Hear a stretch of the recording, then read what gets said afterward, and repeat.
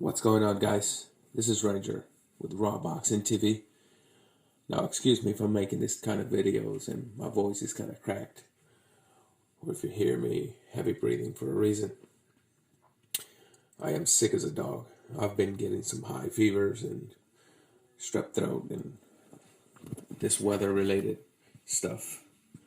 Anyways, let's go ahead and talk about tonight's fight. I'm going to go ahead and start with Deontay Wilder. You know what, guys? Time is what really dictates agenda. If you don't know what time it is, you might be doing the right thing at the wrong time and get not the right results. Why do I say this? Yes, this boy is 20 or 30-0 with 30 knockouts. But he ain't ready, man. This boy ain't ready. This boy is not ready to go against the big dogs. And not even big dogs, just some war veterans. In my opinion, I would love to see him before getting to any of the Klitschko's. I would love to see him in there with Bermane Stiverne, who I believe can beat Wilder. Lanier Solis, I believe, can defeat Wilder. Junior Dorticos, I believe, can defeat Wilder. Even Chris Arreola, I believe, can defeat Wilder. No, I'm not hallucinating. I said Chris Arreola. And I keep Chris Arreola. This boy is not ready. They are giving this boy so much fame, fighting nobodies, preparing him for fame, for name, to make you, the fan, the people that are lied to constantly, to make you, the fan, believe that this is a superstar. I don't have nothing against the boy. We got to start somewhere. However, for his own good, he shouldn't worry about getting up there with the big dogs yet. I think he should start fighting just a little better competition, but not top of the line yet. At least four, maybe five fights with some veterans in there. And maybe Vitaly Klitschko or Vladimir Klitschko. But for example, this boy wants to go with somebody like David Haye. I can see Haye walking all over him. No hate against the boy. I'm sure he can be great. And for all you know, I might be wrong on everything I just said. But damn it, this is my video. And you're going to hear what I want you to hear, not what you want me to say. Let's go ahead and talk about the second fight of the night. Rosado versus Kid Chocolate Killing. You know, again, the same thing. And every time I make a video about my boy, Kid Chocolate, you're going to hear me say the same thing. Get rid of the corner. Get rid of the corner that still hasn't figured out that you're a flat-footed fighter, that you still got room to be worked on. Get rid of the corner that while it's training you, they only want to implement on a certain style of attack, yet they don't show you how to move back in side-to-side motion. Get rid of the corner that's only allowing you to move straight back. Get rid of the corner that's not teaching you how to snap those punches. Get rid of the corner that's not teaching you how to bob and weave. Get rid of the corner that lies to you and tell you, you're okay. You don't need to work on as much. You just do what you do and you're going to be the best. It's just a matter of time before my boy loses. If he gets in there with Daniel Jacobs, I think Daniel can take him out. If it's in there with Sergio Martinez, unless he taps Martinez early, he's going to get worked out as old Sergio Martinez. Again, guys, listen to what I'm saying here. You don't have to believe me. You can just go back and look at the man fight. He's flat-footed.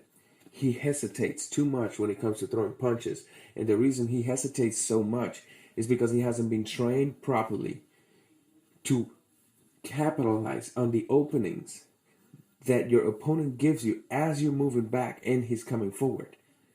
There's always opening, especially with what Rosado was doing, Pip having the jab while moving forward.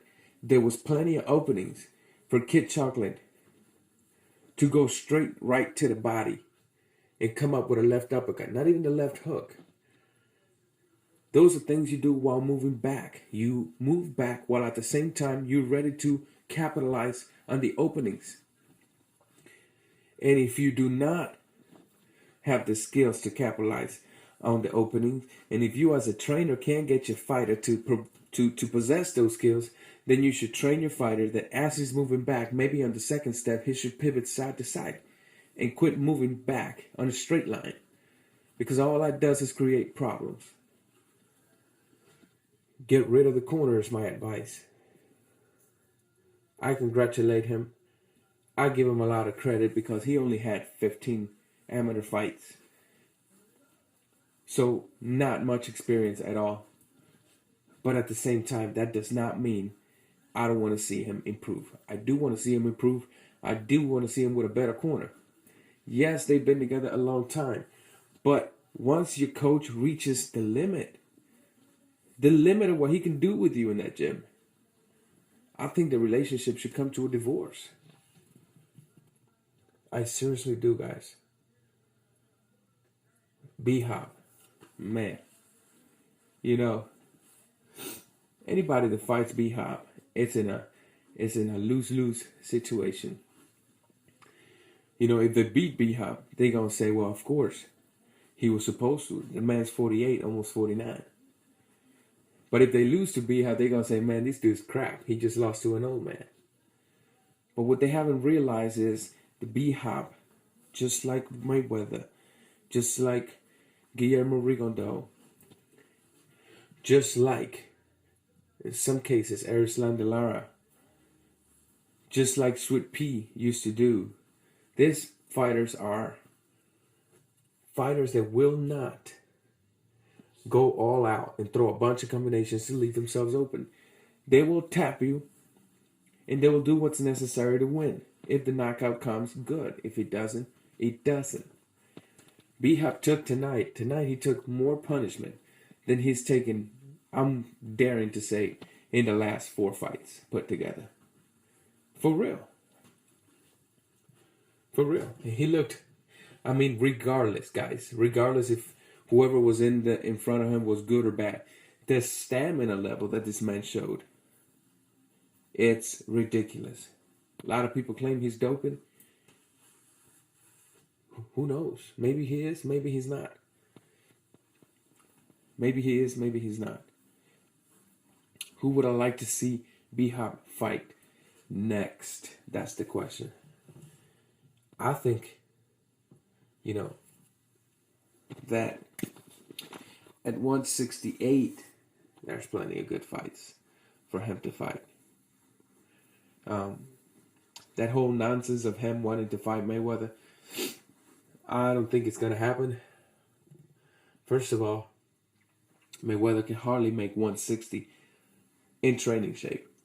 I mean, you've seen him against Canelo. He came in weighing, I think it was 151, and came to the fight night at 146, meaning he lost weight instead of gaining weight. How does that happen? I don't know. I really don't know. But honestly speaking, that fight's never going to happen. So whoever hates on Mayweather, they can go ahead and use that tool to keep hating on him. So, but at the same time, man, you know, I've said what I had to say. You make sure to drop your comments. Subscribe to my channel. You can follow me on Twitter at RawBoxingTV.